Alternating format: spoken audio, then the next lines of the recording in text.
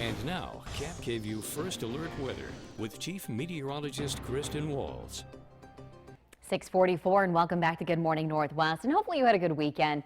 It was nice to have that sunshine out and about both Saturday and Sunday. Of course, we had the time change and now it's starting to get darker out a little bit early, just after about 5:30. But it is nice to see some of that sunshine already out and about. One thing that we're still going to have with us as we start off your work week, that air stagnation advisory, that is still in place at least until 9 a.m. Tuesday morning. I do think it will be extended because we're not looking at a whole lot of changes to our weather pattern, but you'll see here that includes everybody. And where we're sitting at right now, the majority of the area looking at some moderate air quality. You can see here in yellow, but we even have a few pockets of some unhealthy air back around the Yakima area and the Yakima Valley this morning. So if you need breathing problems, respiratory issues, try to limit your time outdoors. So why do we have this poor air quality in place?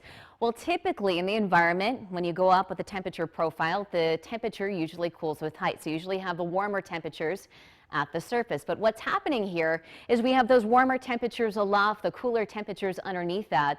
That ridge of high pressure acts like a lid, trapping any of those pollutants at the surface. And so what's going to happen for the next couple of days, we're going to have that ridge of high pressure in place, nothing to push any of these poor air quality out of the area. So we're going to continue, unfortunately, to see some of this poor air quality in place for the next couple of days. So here's what we have in place right now. Pretty quiet.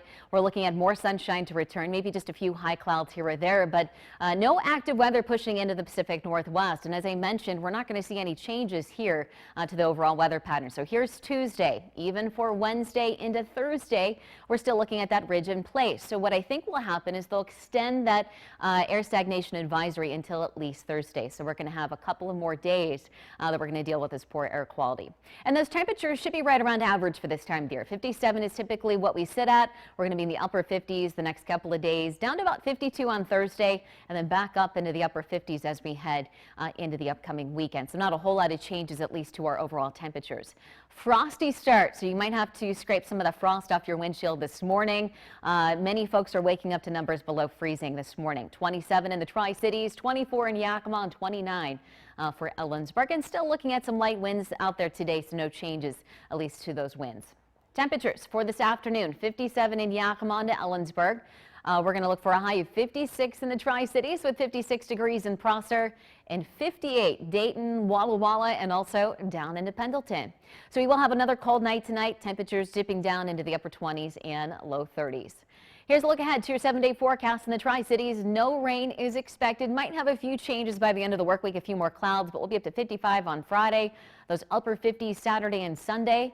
And then that 7-day forecast as well for Yakima with plenty of sunshine through Wednesday at 57. And then as we head into the weekend, partly sunny, 58 both Saturday and Sunday.